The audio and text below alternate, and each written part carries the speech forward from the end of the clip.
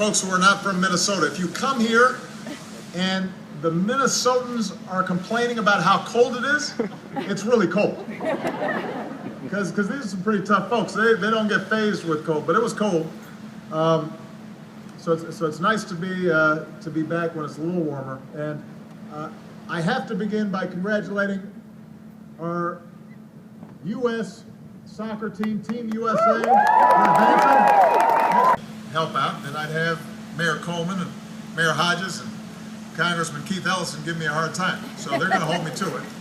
They do a great job on behalf of their constituents every day.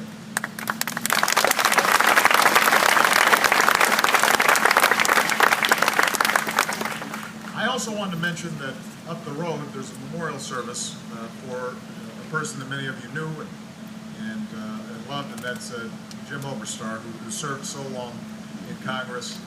I had a chance to know Jim, what things are.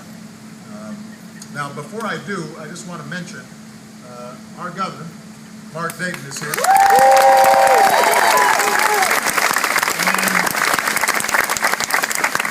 And Mark gave me an update on the flooding that's been going on all across the state, and I know some folks here are probably affected by it as well. He is already on the ground here. The Army Corps of Engineers is helping to build up a levee in Warroad.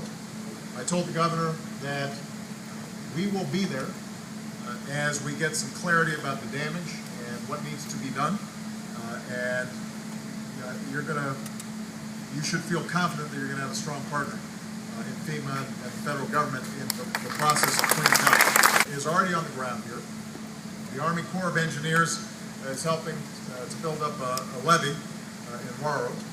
I told the governor that we will be there as we get some clarity about the damage and what needs to be done. And you should feel confident that you're going to have a strong partner in FEMA and the federal government in the process of cleaning up. Help out, then I'd have Mayor Coleman and Mayor Hodges and Congressman Keith Ellison give me a hard time. So they're going to hold me to it. They do a great job on behalf of their constituents every day.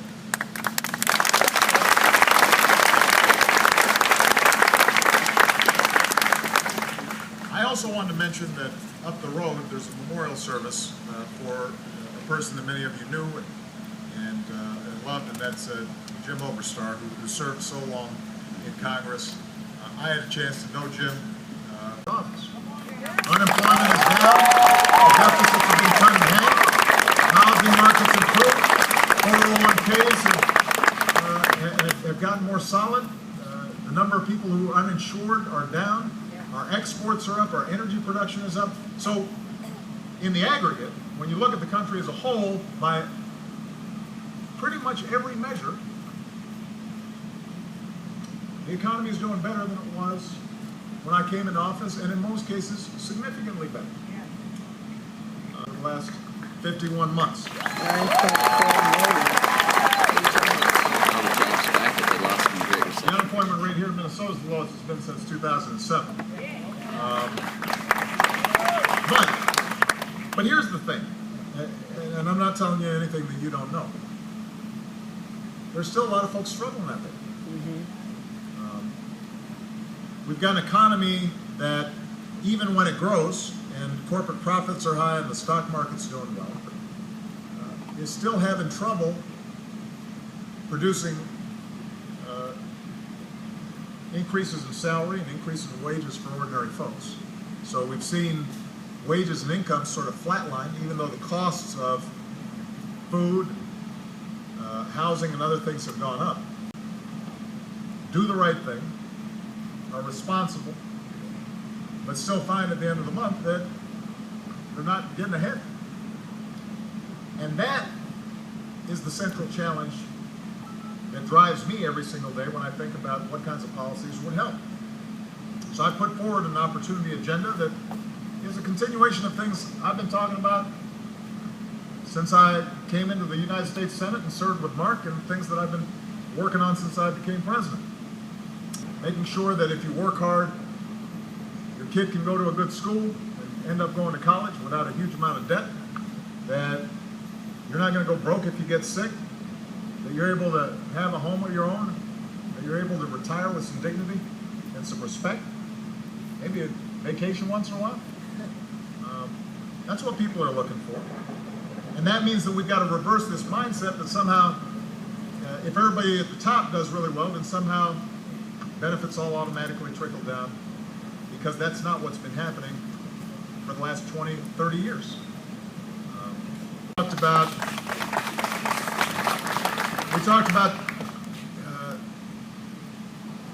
paid family leave, so that if a child was sick or a parent was sick, you could actually go help and take care of them, which is, by the way, what every other developed country does. We're the only one that doesn't have it.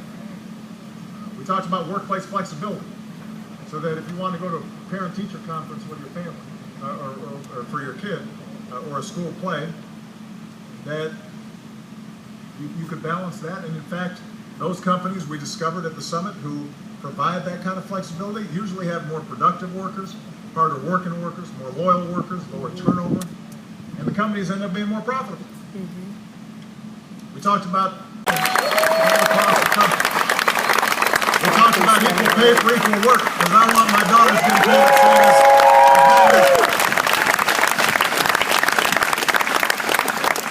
as all of these things are achievable.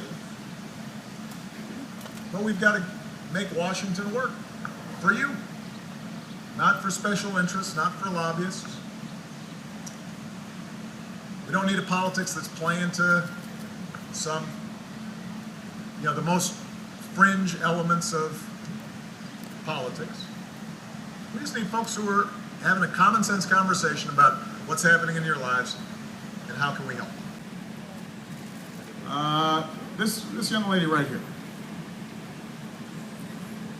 Tell me your name. Hello, I'm Cheryl Hill. Hey, Cheryl. And I admire you so much in your office for the support you receive. I'm the founder of CarePlus. I work with teachers, students, so on. I support hundreds of students who work their way up through college for the rest of their lives, are not well protected by any surveillance or laws. They are robbed, raped, starved to death. This is my son. Well, so this is like exchange programs or study abroad programs? Morning, Mr. President, or afternoon, Mr. President. My name is Dan Moret, and my question is, you spoke about tragedies at home and how we can reduce gun violence in this nation and what we can do to team up together and really make a difference. Well,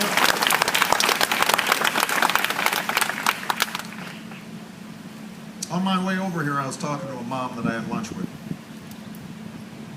It was wonderful, by the way, and she's here, but I'm not going to embarrass her. And she's got a couple of young sons.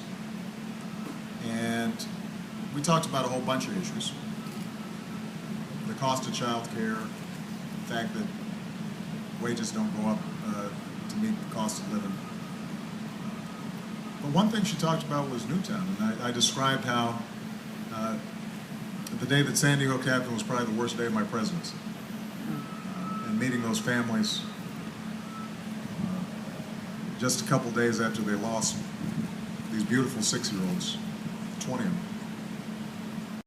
been affected as well. I was sure after that happened, there's no way that Congress isn't going to do some common sense stuff. I mean, I thought that the issue of gun safety and common sense legislation has been controversial for some time, but I thought that was going to be a breakthrough moment.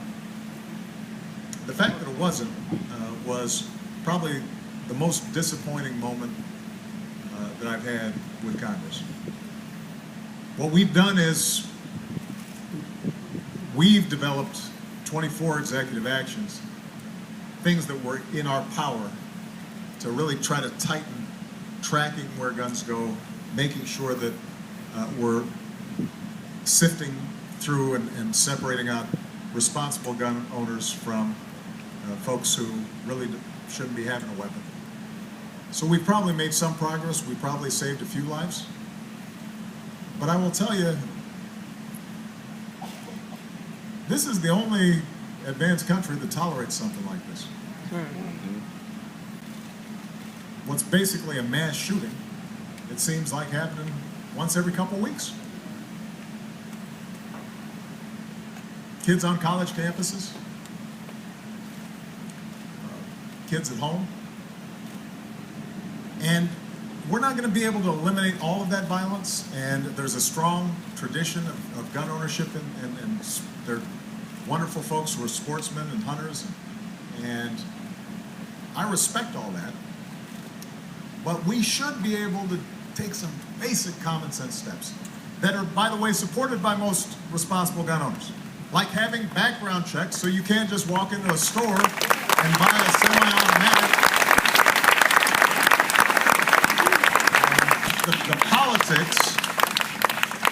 The politics in Congress are such where even members of Congress who know better are fearful that if they vote their conscience and support common sense gun legislation like background checks, they're worried that they're going to lose their seat.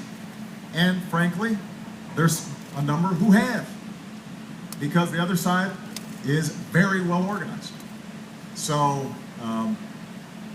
I will keep on talking about it. We're going to continue to work with law enforcement and community groups and others to try to take steps locally and at the state level. But if we're going to do something nationally, then we're going to have to mobilize ordinary folks, moms, dads, families, responsible gun owners, law enforcement, and they're going to have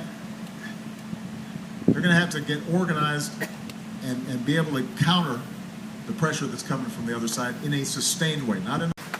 And I hear they generate a lot of money. We generate a lot of minds.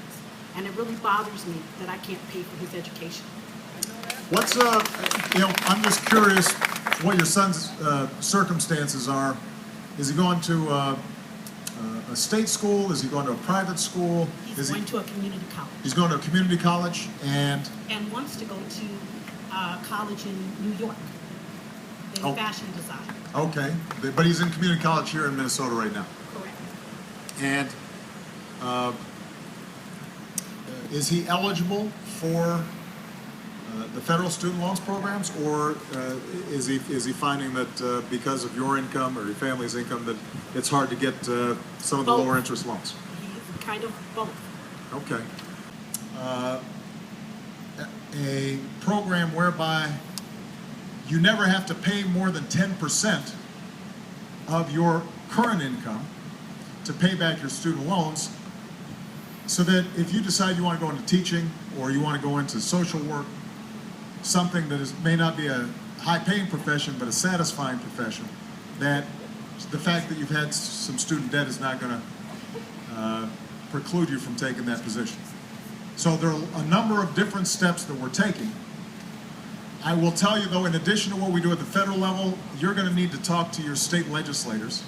Part of the reason that tuition has gone up is because state legislatures across the country have consistently lowered the support that they provide public universities and community colleges, and then the community colleges and the public universities feel obliged to increase tuition rates, and that obviously adds the burden to students.